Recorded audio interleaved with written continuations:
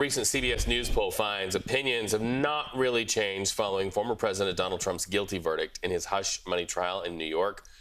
More than half the country thinks the jury reached the right verdict. Yet it seems like the trial went well for his campaign. His team says they've raised tens of millions of dollars after Trump's loss in court. We will see how he keeps it up as he travels to the Bay Area tomorrow for his first fundraising push since his conviction. Meantime, Vice President Kamala Harris will arrive here today to raise money for the Biden Victory Fund. So let's break it all down. Dr. David McCuan, political science professor at Sonoma State. Good morning. Welcome, Professor. So let's first start out with Donald Trump. We hear that term in fundraising all the time, war chest. How big is this war chest and how much bigger did it get after the convictions, the multiple convictions? So the last couple of months, Donald Trump has been running behind Joe Biden and Democrats, but he certainly picked it up with a couple of key elements. He raised $50 million just after Joe Biden had his fundraising event in New York City at Radio City Music Hall back in April. But if you look at what's happened since the verdicts come out, by the time he gets to California tomorrow, he will have raised about $150 million. And if you just take the 2-week period out from the verdict, about May 30th to June 13th, by that time he will have raised over $200 million, maybe as much as $250 million, around 250. So California is the ATM of American politics, and that works for both Democrats and Republicans. That's why, obviously, the vice president is here in the Bay Area. But Donald Trump's doing something a little different. What he's doing is raising money all over. He's going into the belly of the Democratic beast. That would be California.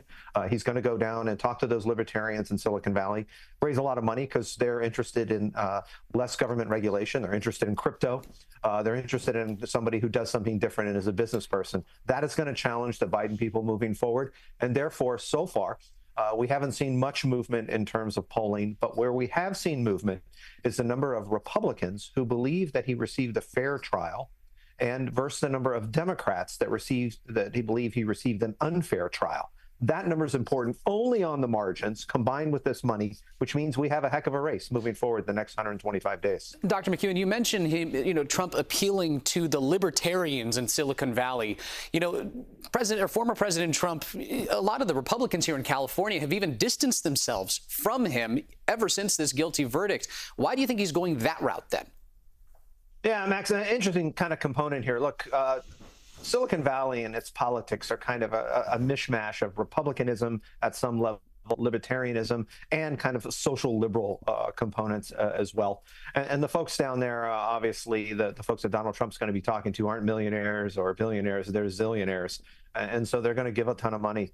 If you look at what's happened down ballot, and this is where I think it's key, there are about 6 competitive races that both the National Democrats and National Republicans have targeted in California. And those candidates, with a few exceptions, have remained largely silent about Donald Trump. He is hugely popular amongst Republicans, even in California. He's not popular amongst the California electorate and certainly amongst California Democrats. So that's something to watch. And I'd say one place to watch that would be with Steve Garvey and what Steve Garvey does. Is he close to Trump, not close to Trump? How does he distance himself? What happens over the next couple of days? Because Trump isn't here just as a flash in the pan. He's here because he goes to Southern California. He goes to Newport Beach. He goes to Beverly Hills. He's here until Saturday, which is a big deal. And then they'll hit another fundraising run here in a couple of weeks. Also at fundraisers on the other side of the spectrum, Kamala Harris, vice president, coming to the Bay Area. They have a war chest. Do you have any sort of information about, historically, whether the person with the biggest war chest wins? I mean, Hillary Clinton had a lot of money and she lost. Yeah, I mean, a great question. Donald Trump was outspent in 2016. He gets the 270 number for electoral votes, but he loses the popular vote. Donald Trump is outspent in 2020 by Joe Biden. He loses the popular vote and the electoral vote. What they're doing this time is not going to be outspent. They're going to try to push forward and make that close. And Democrats do something a little differently. They spend their money up and down the ballot. They spend it on the farm team, if you will. They try to retake the House. They try to hold on to the Senate. So the money that Biden and Harris are raising is kind of going out to the team. As your viewers know, the money that Donald Trump is raising is going to, well, Donald Trump. It's not going to others. And that's a little bit different. That's where Kevin McCarthy is gone. He was a fundraising juggernaut, raised $750 million for Republicans. over his time in Washington, D.C. Mitch McConnell raised a lot of money, gives it to senators and potential senators. He's not the fundraising juggernaut he used to be.